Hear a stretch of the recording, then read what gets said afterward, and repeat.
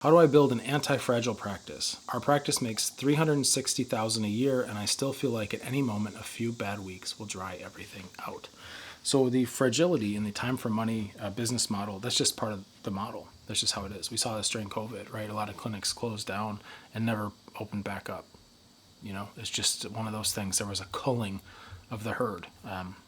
It's hard to know for sure, but just even based on rough estimates, because I was looking at how many acupuncturists are in the U.S., and there's 40,000 licensed acupuncturists. And I just checked recently, and I don't know, if you're watching this way in the future. Right now it's August 2025, and I just looked up how many licensed acupuncturists are in the U.S., and it was 35,000. So in the last 5 years, it's possible that we've lost 5,000 acupuncturists from existence. I mean, that's really kind of harrowing when you start to think about that. That is, let's see, 5 out of 40. I mean, we're at we're over, it's 12%, something like that, right? So, geez, it's a tough fitness landscape out there. It really is. And part of it's because the models are fragile. And the models were inherited. It's what we learned at school. It's training glitches. It's subconscious stuff. It's kind of the private practice model. And up until, maybe 10 years ago, it was kind of the only one.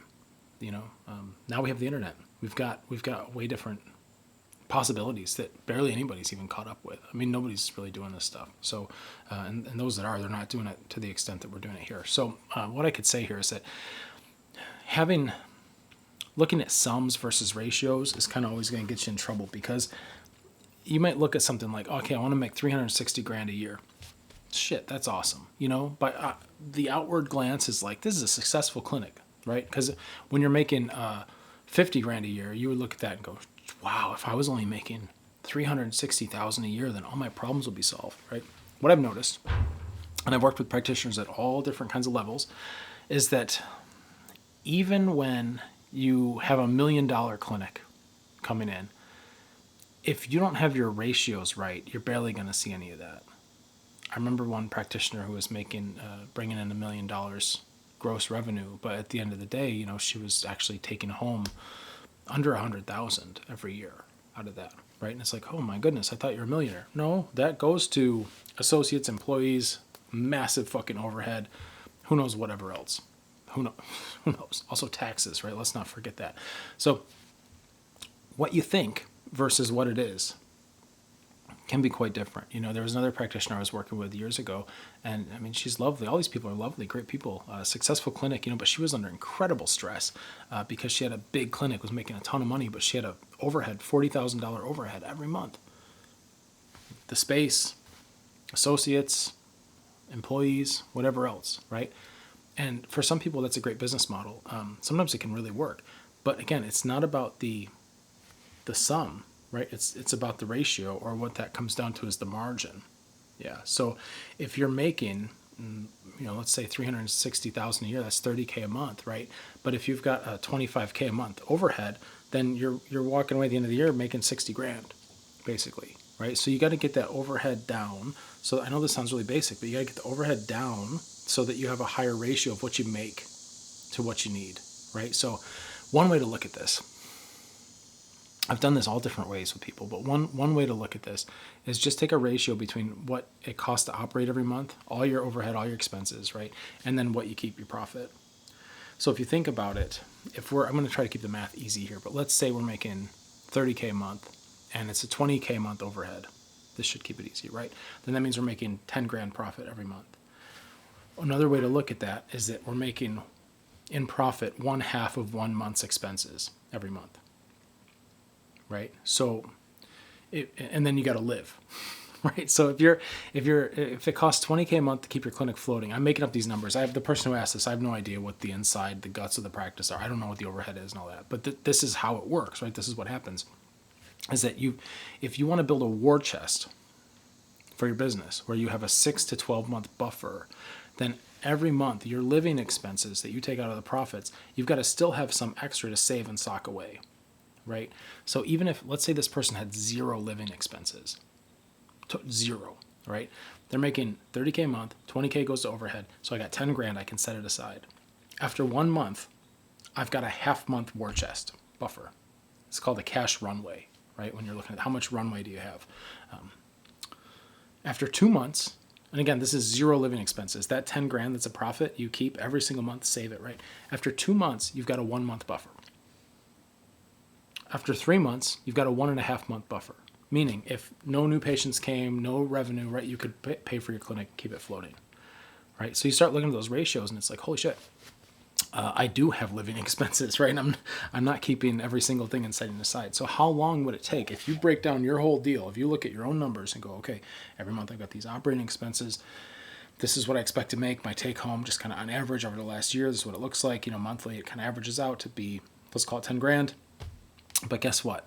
I've got mortgage. I've got kids to feed. I've got private school to pay. I've got gas to get, whatever else, like stuff for your life, What are you saving at the end of the month?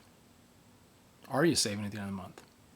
You can have a 30K a month practice that's bleeding out 20K in overhead, and then your lifestyle costs 15 grand a month, and every month you get another $5,000 in credit card debt, right? Like, there's all different ways this goes. It's the negative war chest, right? So you can start to figure it out and just look and go, every month, what do I put aside?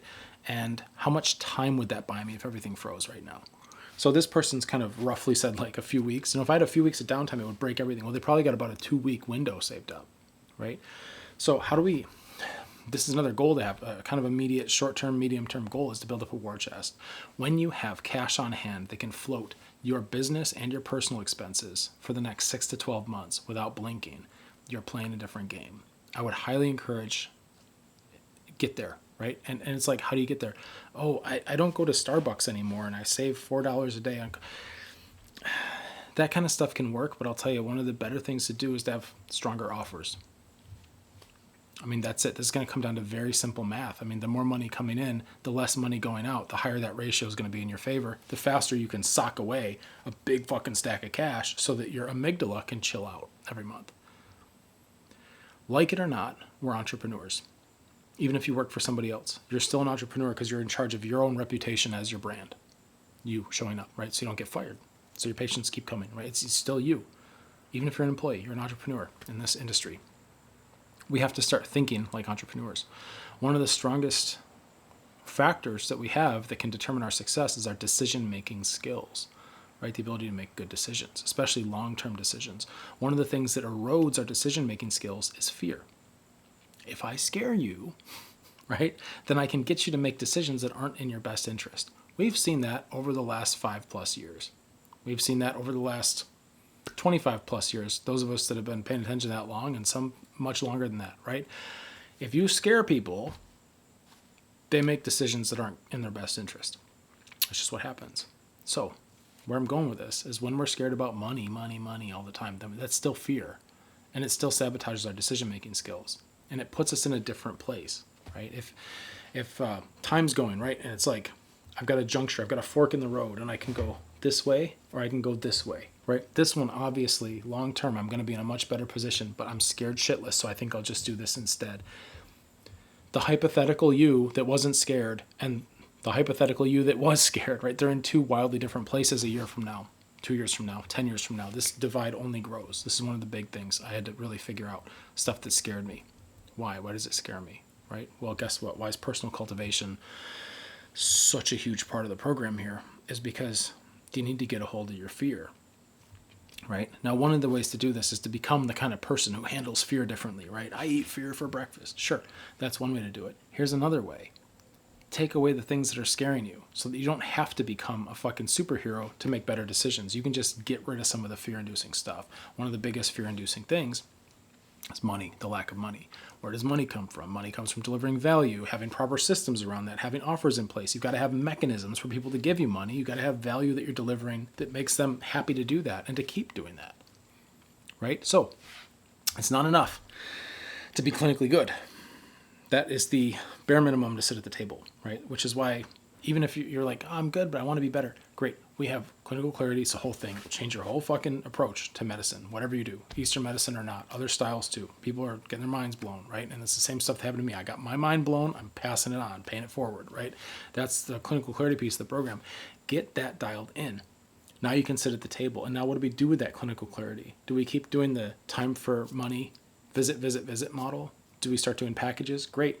Packages are awesome. I love them, but you're still doing visit. Every time you sell a package, you've got to fulfill that.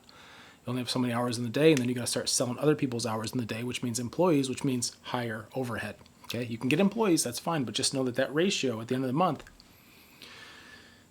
the things we can do to maximize that in our favor will help us sock away cash in our war chest, which then helps us not be afraid that everything we built is going to collapse after just a few weeks of slowness. This is fragile, what I'm seeing here. This is successful but fragile. And it happens to so many of us.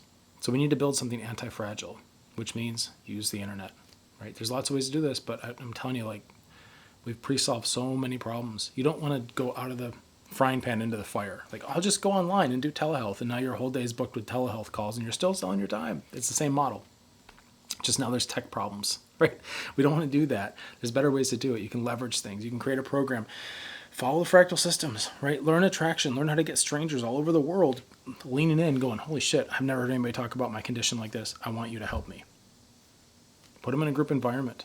Run the group according to the stuff I teach you in the program. Like, run it right. Put the foundations in place. Put the boundaries in place. Be a good leader. You cultivate that stuff. It changes the whole culture you build. It changes the results people get. You start doing that, you're supercharging everything. I mean, I've had to break all this stuff down to first principles so that you could have it. You know, I mean, we've got hours and hours of training in the program. It'll take you deep. So you do that.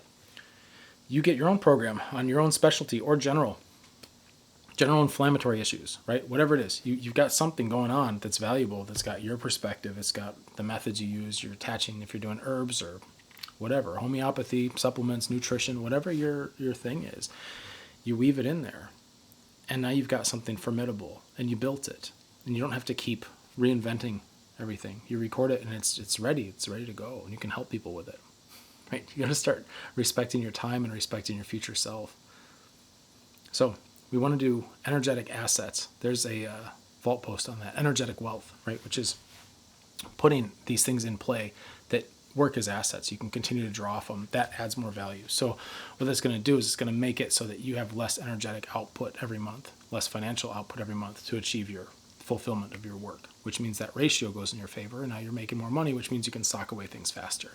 When you add hybrid offers into the mix, into your brick and mortar, now you got people coming in, and instead of them just doing a couple visits and try it out, right? Some people will still do that. There's always some like that. Some people will do a package, which is great. Some people will want the full shebang, where you got a package, you got a program, you got everything's custom, tailored, comprehensive. Different deal, different price point. Once people start pushing checks across your desk that are $5,000 and up, your existence as a business owner changes, because you now start handling all that overhead or whatever. That's handled. You're cash positive, and it's flowing. And then what you do with that's going to be up to you. You know, I've got different ways to look at, because that's a success problem, right? You start making a bunch of money, and it's like, what do I do with this? You know, you don't want to just sit in a checking account. You know, you got to find things to do, but you want to have it be, some of it's got to be liquid in case you do need it. So you build up that war chest, 6 to 12 month cash buffer to handle your living and business expenses. And the way to do that isn't to just skip your latte or whatever it is, right? The way to do that is to build some formidable fucking systems and learn how to sell them right and have integrity around it and get to work. So I'm going to leave it there. Get to work.